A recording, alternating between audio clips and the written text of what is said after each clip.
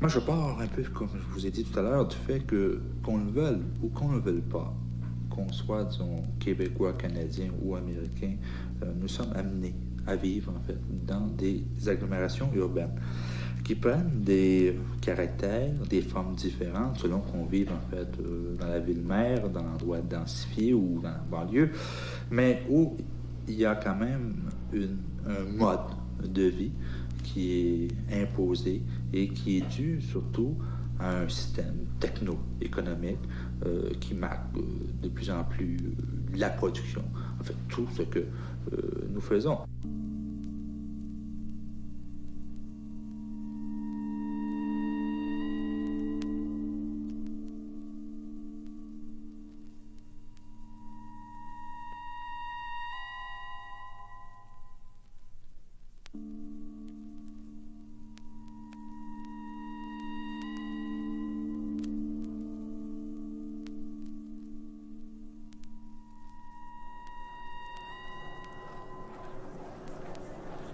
Moi, j'avoue que j'ai pas tellement de plaisir dans le centre-ville de Montréal. Je trouve ça excessivement rochant. Quand tu pars d'ici là, le matin, puis tu rentres en ville, là, tu sens toute une pression, là, un environnement qui fait pression sur toi. Tu sens ça au fur et à mesure que tu t'approches du centre-ville. Certaines personnes vont y échapper peut-être 3 mois par année, d'autres 3 jours par semaine, mais l'ensemble des gens vont passer en fait la plus grande partie en fait, de leur vie dans un milieu urbanisé. Les terrains ont pris tellement de valeur commerciale qu'on bâtit sans respecter certaines dimensions humaines. On bâtit carrément sur le trottoir. On se promène au centre-ville, puis les édifices nous collent. On est pris entre le trafic, là, puis l'édifice, puis on sent que l'édifice, on dirait, fait pression sur nous. Alors aujourd'hui, moi j'ai l'impression que l'espace vert, loin d'être une ornementation, va devenir une fonction de la ville. Au même titre que la fonction transport, la fonction résidence, la fonction travail. C'est une fonction fondamentale d'avoir de l'espace libre, vert, libre, qui doit faire partie, en fait, de la ville. Les personnes qui possèdent normalement strictement rien dans les quartiers populaires sont exactement aussi les mêmes personnes qui n'ont pas la mobilité pour aller, en fait, dans ces espaces à l'extérieur. Alors, si on veut être logique avec nous, c'est d'essayer de rendre les espaces verts accessibles.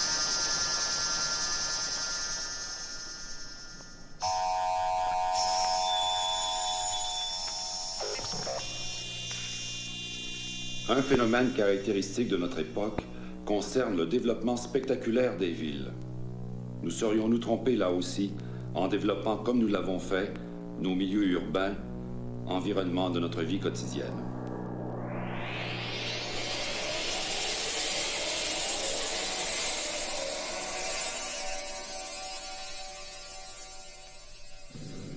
Parce qu'on est rendu conditionné à un type de ville, à un type de dégradation de l'environnement, ou des choses aberrantes, aussi aberrantes, de ne pas pouvoir profiter de façon éducative, de façon créative de l'eau, est devenue une chose normale. Dans le district de Maisonneuve, le comté de Maisonneuve, si vous voulez,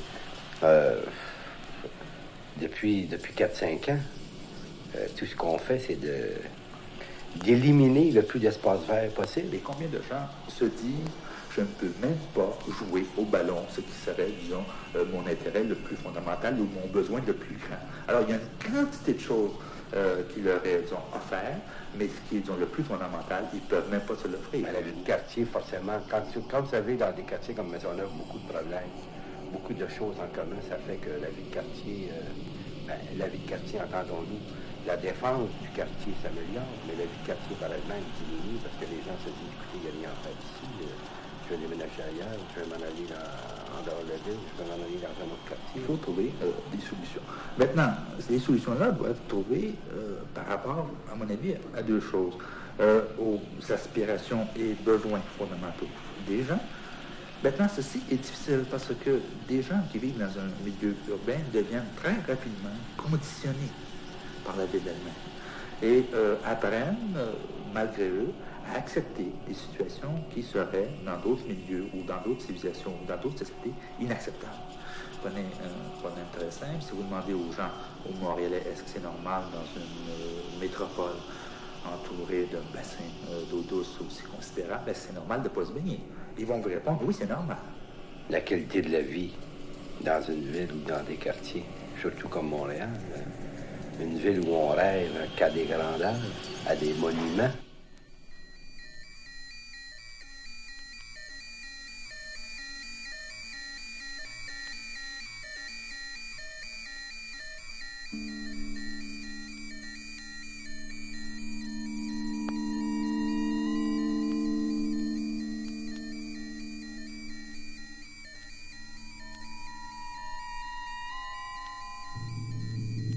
Face à cette situation, comment envisager l'avenir?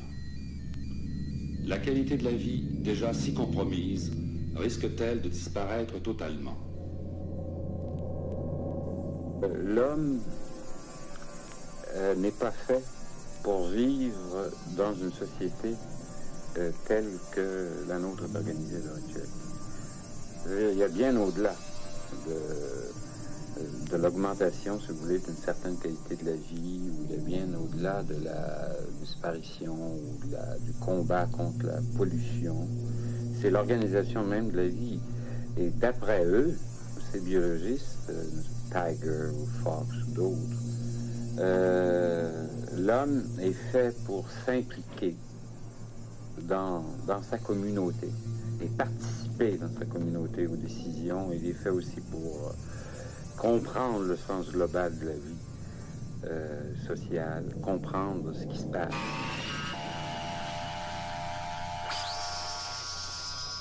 La ville est devenue le lieu de condensation et d'exploitation d'un système économique. Et plus ça va, plus ceci, en fait, devient évident. Avant, c'était moins évident parce que ce système-là, en fait, n'était pas quand même aussi bien organisé. Il n'avait pas quand même, en fait, tous les convertisseurs d'énergie qu'il possède aujourd'hui, qui s'appellent le computer, les machines et tout ça, qui le permettent de produire de plus en plus. Et de plus en plus, ce système-là s'organise.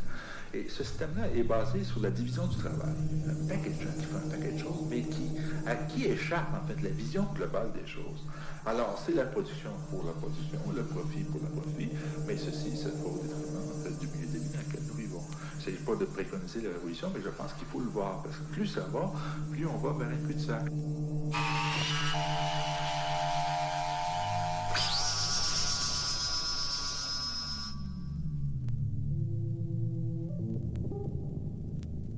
Les recherches scientifiques patronnées par l'UNESCO, le rapport récent du Club de Rome, formé de 40 chercheurs parmi les plus éminents du monde, leurs conclusions sont formelles. Nous allons vers la catastrophe si nous ne faisons pas vite quelque chose. Le problème de la qualité de la vie est en train de devenir un problème de quantité à l'échelle de la planète.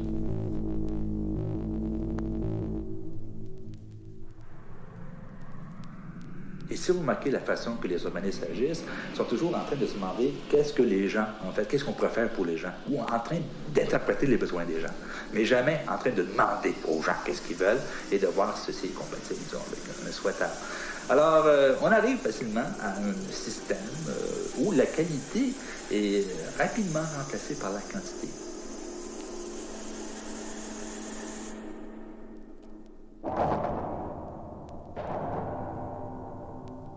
Les ressources alimentaires traditionnelles s'épuisent, tandis que la population s'accroît à un rythme effarant. Depuis 50 ans, elle a doublé, passant de 2 à 4 milliards. Si rien ne change, 500 millions d'enfants mourront en Asie d'ici 25 ans. Les matières premières s'épuisent elles aussi. Quant à l'énergie nécessaire à la production mondiale, on a misé sur le pétrole, dont les réserves pourraient être épuisées d'ici 15 ans. L'énergie nucléaire apparaît de plus en plus comme un non-sens. Pour répondre aux besoins de l'humanité en utilisant l'énergie atomique, il faudrait à partir de maintenant construire 2 réacteurs par jour durant 100 ans. D'autre part, les déchets nucléaires s'accumulent dans des proportions qui menacent de plus en plus l'existence de la Terre entière. Ces déchets ne peuvent être détruits et leur effet toxique peut durer des millions d'années. Les chercheurs du Club de Rome, appuyés par des calculs irréfutables de leur ordinateur, concluent que le problème de la qualité de la vie est planétaire, que nous sommes tous dans le même bateau et que les seules solutions efficaces sont celles qui impliquent l'ensemble des pays riches et pauvres, que ces solutions demanderont beaucoup d'imagination, comme par exemple la création de nouveaux aliments, de nouvelles formes d'énergie inépuisables, non dangereuses et qui ne prêtent pas à l'exploitation de l'homme par des monopoles.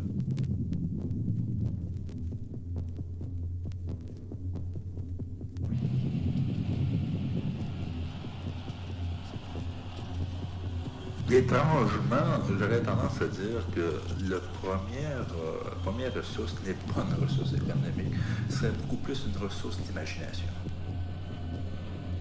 Puis ça profite pas à tout le monde, dans certaines mesures, évidemment. Fait que si tu décides que chaque voiture vaut 25 000 $, puis il y en a je sais pas combien de millions au Canada, on disait 1 par 3 habitants actuellement, tu pourrais quand même t'organiser un maudit beau système de transport en commun avec cet argent-là. Ce serait peut-être plus intéressant et plus valable pour la société que ce que c'est qui existe actuellement.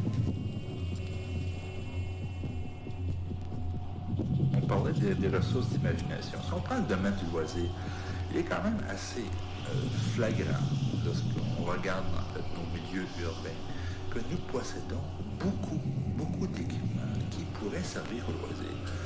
La grande tendance est toujours de penser que pour répondre à une activité, il faut absolument construire un bâtiment qui soit spécifiquement relié à cette activité-là.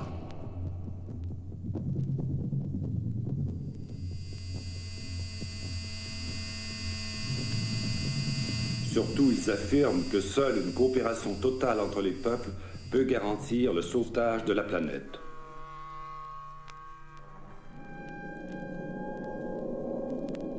Chaque groupe comme ça, de gens qui voudraient changer quelque chose dans un milieu donné, pourrait s'organiser à un moment donné en coopérative ou en commune monétaire et arriver justement à faire marcher ce petit business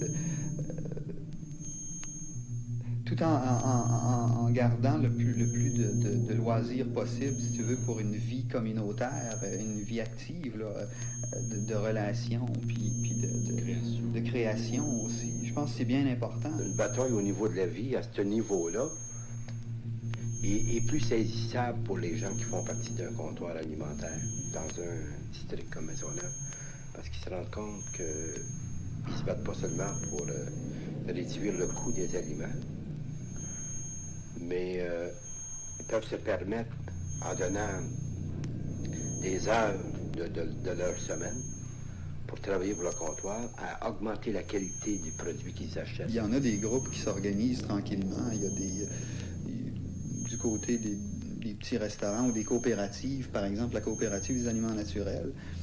C'est des gens qui commencent à s'organiser tranquillement pour manger, pour essayer de trouver de la nourriture qui est potable, puis pas faire de la consommation de nourriture comme on consomme des voitures puis des vêtements actuellement. On a calculé que le 10e seulement du budget militaire mondial de 1973, qui s'élève à 207 milliards de dollars, suffirait à financer les importations annuelles de nourriture, de pétrole et d'engrais des 40 nations les plus pauvres du monde. Mais comme on est toujours pris avec cette notion de salaire-là, alors vous créez des postes parasitaires, vous créez des postes absolument nuisés, tout ce qui est rattaché à la guerre, etc. Et on est dans un système absolument absurde et irrationnel, au nom de la rationalité économique et À l'échelle de notre société, comme à l'échelle de la planète, une organisation humanitaire de la production des biens et leur juste distribution n'est possible que si l'homme change radicalement, que si son instinct de puissance, de domination et de compétition hostile est remplacé par un instinct de paix et de coopération. Car seulement alors pourrons-nous accorder notre vie aux vraies valeurs de l'existence. Les ouvriers, pour améliorer leur sort, ils doivent continuellement faire des batailles. Ça n'existe plus, ça, les conventions collectives qui sont discutées, puis non. C'est pour la frime. C'est tellement pour la frime que continuellement, on se réveille contre le syndicat et puis contre le patronat. Puis tant qu'à faire un syndicat, ben il n'y a personne dans ce milieu-là, finalement, qui veut faire un syndicat, si tout le monde se mange. Fait que tout le monde préfère se manger. Puis quelqu'un qui ferait un syndicat, se ferait sacrer dehors, puis c'est tout. Puis tout le monde serait content, ça ferait une place de plus.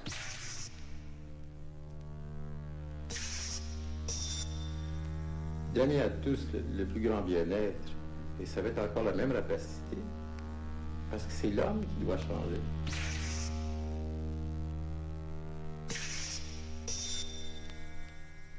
Pour moi, je pense que pour un paquet de monde aussi, même les gens qui vivent d'une manière normale, on est rendu avec bien trop de besoins, et des besoins qui nous sont shootés dans le cerveau à coups de publicité puis toutes sortes de choses. D'après mon expérience personnelle, la satisfaction de besoins vitaux, lorsqu'on est très attentif à sa propre vie, on n'a qu'à attendre la mer où ils sont satisfaits. Il n'y a aucun problème à ce moment-là. Il y a le problème au moment où j'ajoute à mes besoins vitaux des désirs personnels. À ce moment-là, ça devient très compliqué. Mais pas dès l'instant où je fais fixer sur mes besoins proprement vitaux, il n'y a absolument aucun problème. Ça te coûte toutes sortes de folies, tu sais, ça te coûte des sous pour acheter des objets inutiles. Ça te donne une échelle de valeur absolument ridicule, à part ça, si tu penses à ça.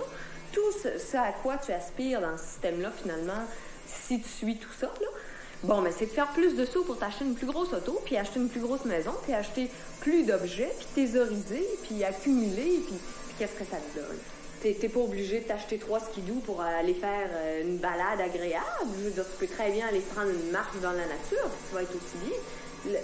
Tu perds beaucoup de tout l'essentiel, de toutes les choses très simples que tu peux faire dans la vie, là, puis qui finalement coûtent rien. Mais comme le remarque Marcuse, le progrès technique, tel que nous le concevons, nous empêche même de désirer le progrès qualitatif.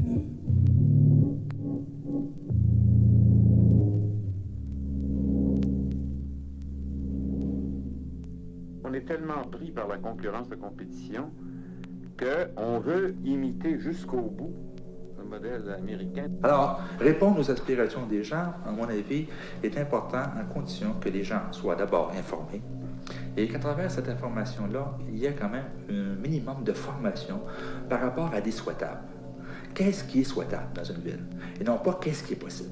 Parce que si on part de l'argumentation qu'est-ce qui est possible, il y a le danger que le système économique qui poursuit sa propre logique d'une production économique avec le profit, la rentabilité du capital, l'accumulation du capital, va laisser des corridors de plus en plus réduits au possible. Un ancien prix Nobel de la science nucléaire, Eugène Wigner, a déclaré « La physique a fini son rôle en ce qui concerne l'amélioration du bien-être de l'homme. Les problèmes majeurs de l'humanité sont maintenant de nature sociale et affective. » Un autre prix Nobel, Albertine Giorgi, est allé jusqu'à dire « Si nous ne voulons pas périr, il nous faudra organiser le monde sur une base morale absolument nouvelle. »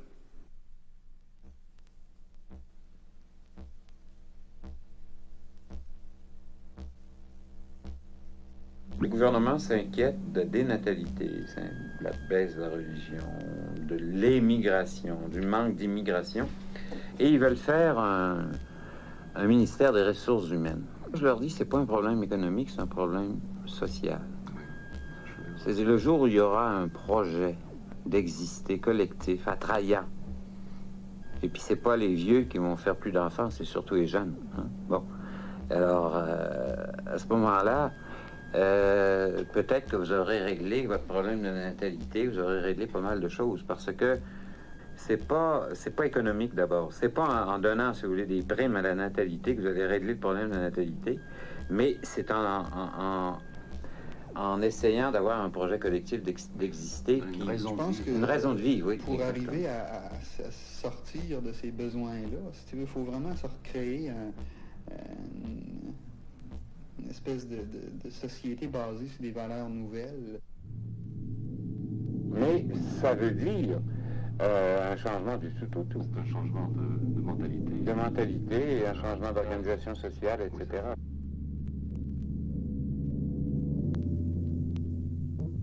Finalement, quelles sont les chances du Québec de réaliser les transformations nécessaires à une meilleure qualité de la vie?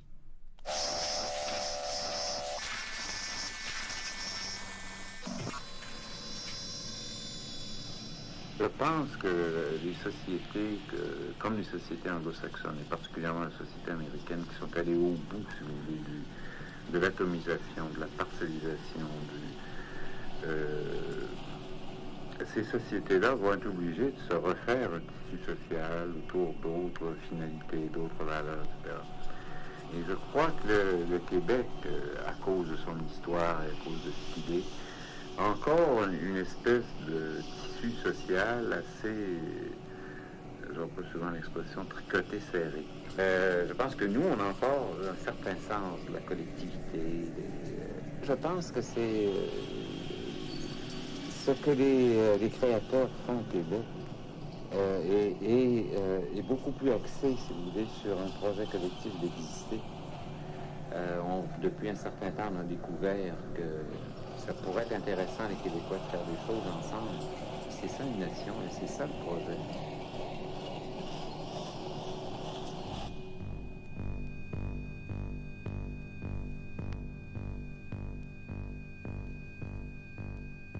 Alors à ce moment-là, le travail t'apparaît pas comme une corvée, ça t'apparaît au contraire comme un plaisir? Oui, oui, dans la mesure où le travail est quelque chose qui t'aide, si tu veux, un moyen qui t'aide à réaliser ce que tu cherches, mais pas un... Puis en fait, je veux dire, on travaille, la plupart des gens travaillent aujourd'hui pour avoir de l'argent, tu sais. C'est triste en maudit quand tu y penses, tu sais.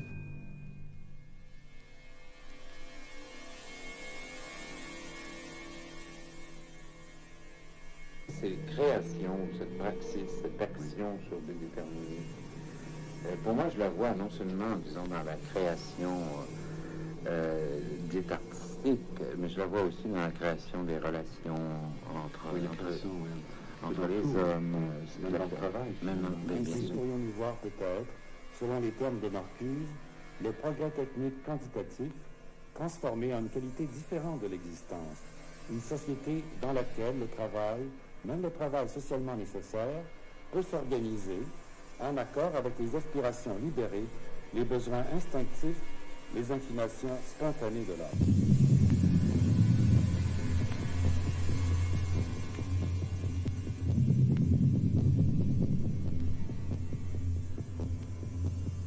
Je vois vraiment une individualisation à l'intérieur des groupes. Je pense que c'est très important que chaque individu se retrouve